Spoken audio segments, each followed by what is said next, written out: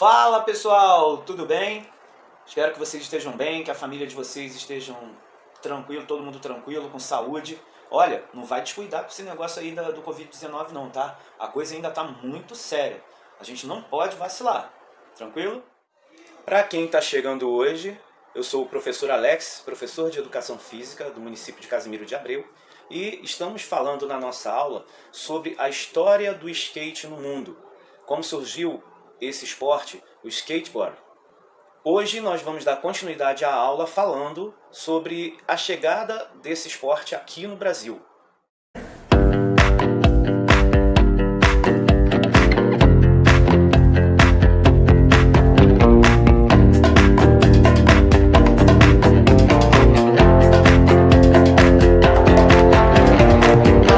Só para dar uma recapitulada, nós comentamos que surfistas californianos, né, os caras que moravam na Califórnia, que surfavam, que a Califórnia nós comentamos que fica nos Estados Unidos. Pois é, aqueles caras têm uma época no mar que dá calmaria no mar. E foi isso que aconteceu lá na década de 60, no começo dos anos 60. E os camaradas ficaram tão entediados de não ter onda que eles começaram a buscar o que fazer. E aí pegaram o patins, né, tiraram as rodinhas do patins, colocaram uma prancha de madeira em cima, pregada, né, e começaram a deslizar nas calçadas, nas ruas, né, os californianos que fizeram isso. Pois é, lembra disso que a gente comentou? Logo depois, alguns anos depois, 2, 3 anos depois, muitas pessoas que viajavam para os Estados Unidos, as pessoas aqui do Brasil viajavam para os Estados Unidos, começaram a perceber a prática desse tipo de esporte. E também muitos turistas vinham de lá aqui para o Rio de Janeiro, né, e praticavam isso ali. E aí o pessoal começou a ver esses caras andando e se interessando por aquele esporte diferente que começava a influenciar os jovens da época. O skate chega no Brasil dessa forma tímida e vai ganhando força, ganhando adeptos, até que aquela simples brincadeira começa a virar coisa séria. E com o passar dos tempos, até os dias de hoje, diversos atletas brasileiros conquistaram o mundo e viraram ícones desse esporte no planeta todo, né? Vários atletas com títulos mundiais.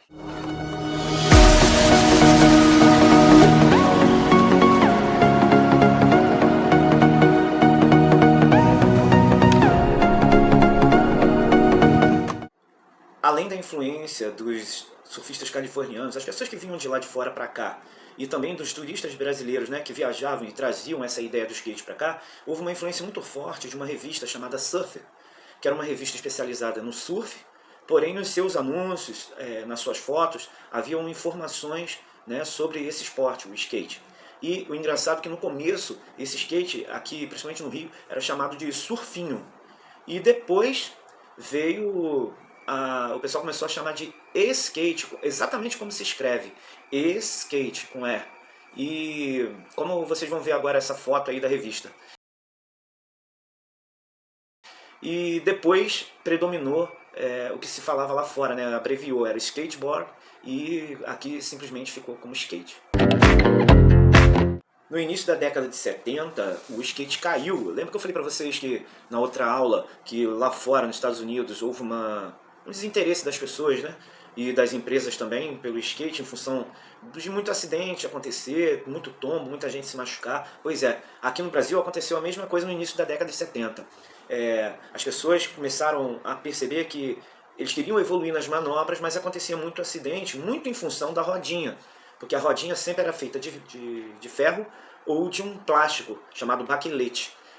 Foi aí que lá fora, um camarada que era engenheiro químico, Frank Nash, ele inventou a rodinha de poliuretano, que ela dava muita estabilidade, e com isso o skate era mais seguro para fazer as manobras e para evoluir nas manobras, e também dava mais velocidade ao skate.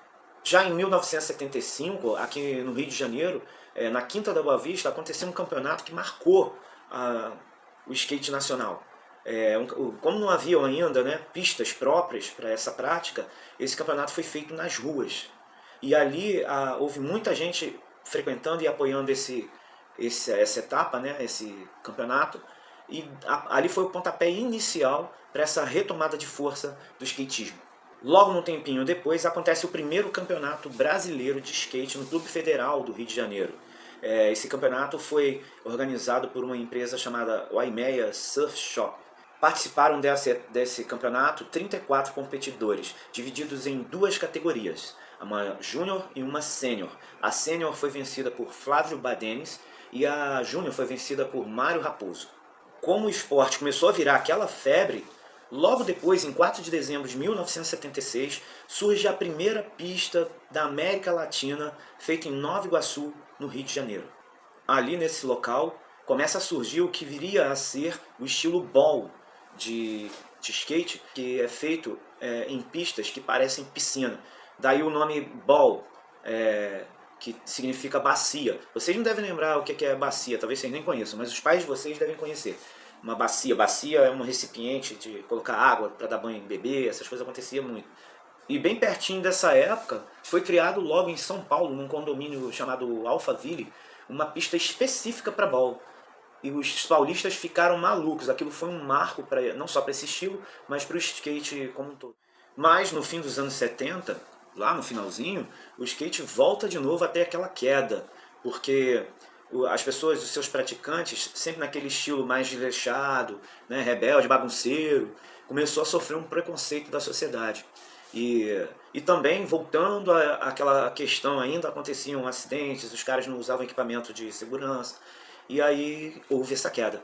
E essa queda só foi acabar no ano de... depois dos anos 80, no início dos anos 80. Mas, mesmo nessa dificuldade, houve um campeonato em 1978, no circuito militar de São Paulo, onde o público foi em massa, tinham 2.500 pessoas nesse evento. Mas, mesmo assim, as revistas não abordavam o skate. No máximo, davam umas notinhas, assim, bem sucintas, bem curtinhas, né, sobre o esporte. Esse tempo ruim começou a acabar quando, em 1982, houve em São Paulo o primeiro campeonato brasileiro em pistas do estilo ball. Pistas específicas, conforme eu falei, aquelas que são parecidas com piscinas. A partir daí, meu irmão, um abraço. O skate foi crescendo, crescendo, crescendo, e surgiu até um tênis próprio para a prática de skate. Era conhecido como Mad Rats. Com o esporte crescendo, as revistas começaram a patrocinar os eventos e começaram a trazer skatistas famosos, estrangeiros, para participar das competições aqui no Brasil, para valorizar mais o esporte e promover as etapas realizadas aqui. Até que em 1986 foi criada uma delegação brasileira para participar do Campeonato Mundial no Canadá. E ali o mundo começa a conhecer Lincoln Ueda. Todos passaram mais tarde a chamá-lo de o japonês voador. Ele é descendente de japonês, né? E ele arrebentava. Eu cheguei a pegar esse cara, a ver esse cara competir. E ele começou a arrepiar e começou a ficar conhecido nessa etapa do Mundial. Ele ficou em 4º lugar. E nunca um brasileiro, até então, tinha chegado tão longe. Em 1989, surge o circuito profissional de skate do Brasil, quando foi disputada a Copa Itaú de Skate, na praia de Ipanema, no Rio de Janeiro. Foi uma competição que todos todos do meio do skate, consideram um marco na história do skatismo. Passando agora da década de 80 para de 90, no ano exatamente de 1990, o skatista brasileiro Rodrigo Menezes, o chamado Digão, conquista o título mundial de 95 na modalidade vertical.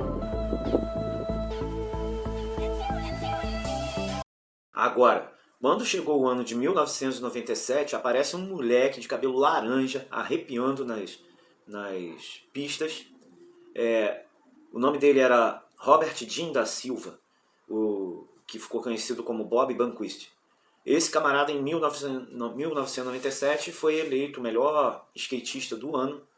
E a partir daí foi colecionando títulos, conforme nós passamos na outra aula. E vocês vão perceber que no decorrer das décadas seguintes, os brasileiros foram mandando ver. O Bob, por exemplo, foi um multicampeão, ganhou quase tudo que ele participou. E ao final, vocês vão ver a seleção brasileira. Por quê? Porque o skate, como nós já sabemos, virou um esporte olímpico.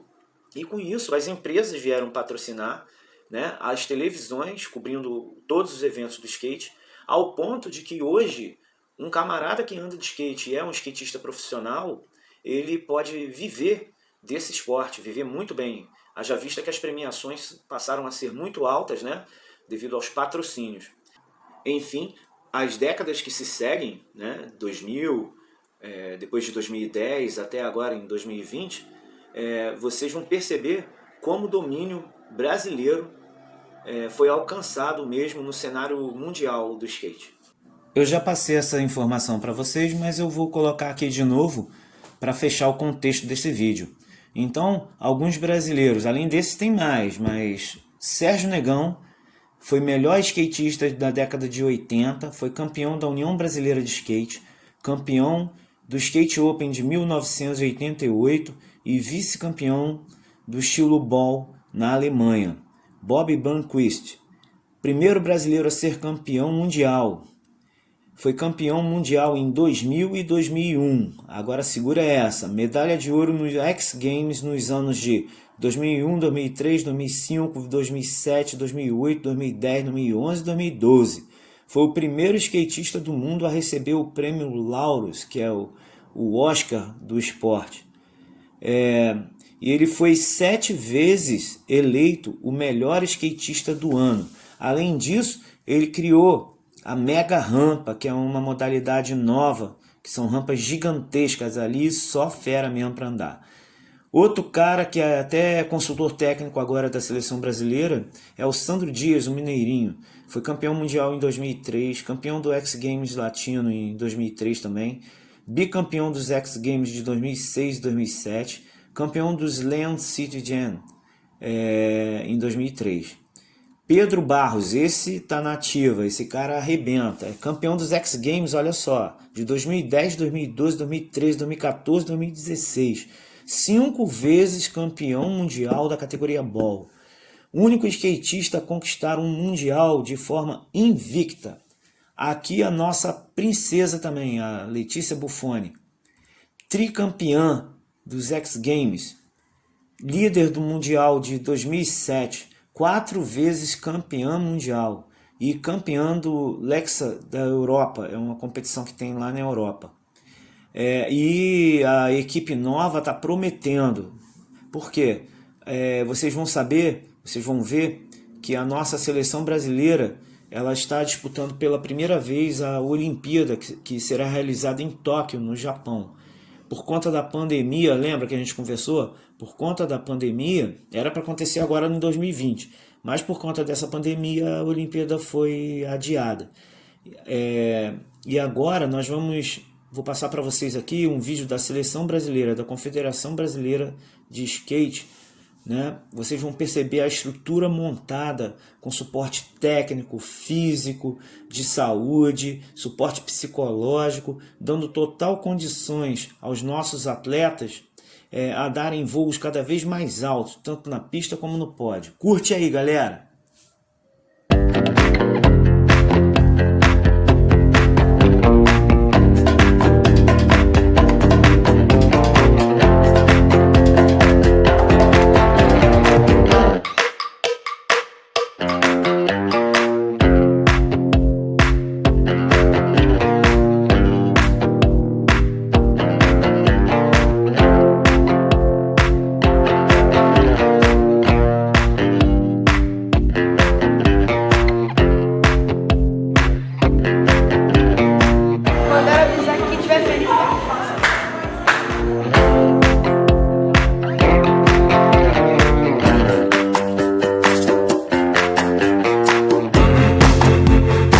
A gente está aqui hoje aqui no Laboratório Olímpico, né, que é uma estrutura disponibilizada pelo COB para todos os atletas olímpicos, né? É um momento raro que a gente tem de juntar todo mundo, que os skatistas estão juntos, discutindo possibilidades, discutindo planejamento, se preparando, fazendo testes físicos e criando realmente uma união do skate nacional em prol do planejamento olímpico. Olá, fala Felipe! Passando aqui para da barra.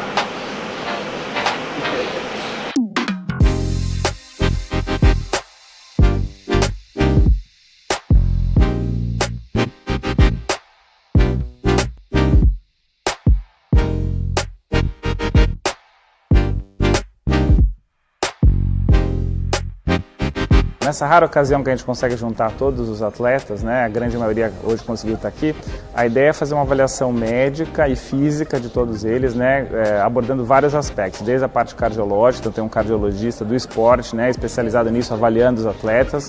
A gente tem para as meninas uma ginecologista também direcionada para essa área esportiva, que está avaliando as meninas, né, e vai dar todas as orientações. E a gente também está fazendo diversos testes, desde para ver função cardíaca, até para ver força, coordenação, né, do membro inferior, do membro, que é onde mais importante para o skatista. Então, com isso, a gente vai conseguir confirmar que todos estão aptos a fazer o esporte sem riscos para a saúde dele, né, e otimizar os eventuais déficits que cada um vai ter.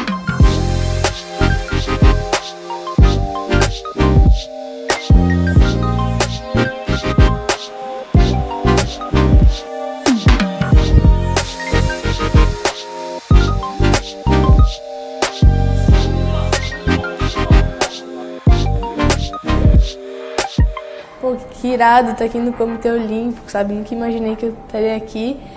E é isso, ainda mais com um monte de amigos em volta, fica bem mais divertido. Sim, já tinha feito esses testes antes. Então, isso é bom. O suporte continua vindo com tudo e agora está vindo mais forte. Nós estivemos esses 2 últimos dias aqui com os atletas todos reunidos, que para o meu trabalho é muito importante, né, o trabalho de preparação psicológica, porque eu posso sim aumentar o meu vínculo com eles e cada vez mais poder ajudá-los, não só em relação ao desempenho esportivo, mas também em relação ao ser humano, às questões emocionais em geral. Eu queria inclusive agradecer a todos os profissionais aqui que estão atendendo nossos atletas hoje, né? É uma estrutura realmente fantástica com a academia, com todos os testes clínicos necessários, né? Então realmente é muito legal a gente poder contar com todo esse suporte para os nossos atletas do skate.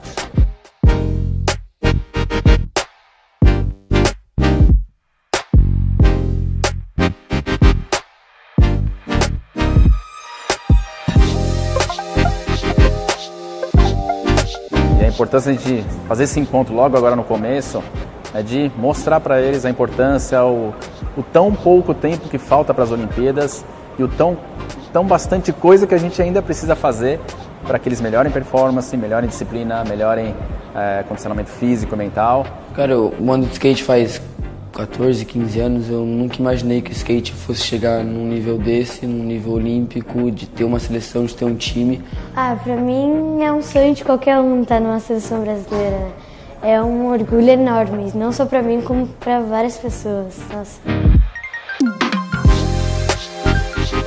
Esses encontros, esse é meu primeiro, é super importante para conectar os skatistas com o que eles vão esperar na Olimpíada, as estratégias, o planejamento de treino. Unir a galera, fazer a palestra, discutir planejamento, né? E é legal ver o quanto eles estão unidos, o que realmente está acontecendo, assim, de a gente conseguir até juntar o parque, o street. E a gente tá sempre junto, tá sempre se divertindo, brincando. E isso é bem importante no mundo do skate, a amizade. Pra gente terminar o jantar, a gente trouxe uma pequena lembrança do encontro, como todo encontro a gente faz. Pequena também não é tão pequena assim, mas é de coração. E a gente... É de comer?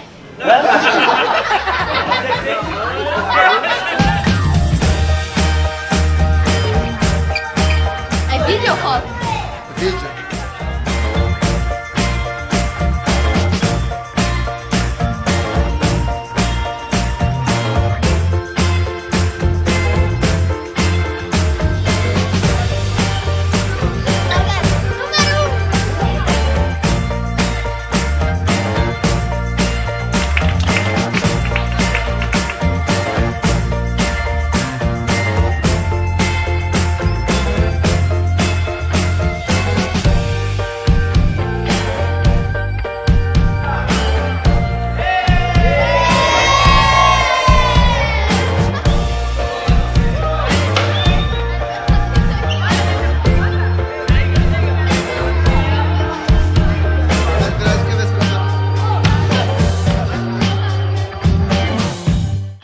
Pessoal, como o Brasil está num nível extraordinário, vamos torcer por essas feras, beleza? Em Tóquio.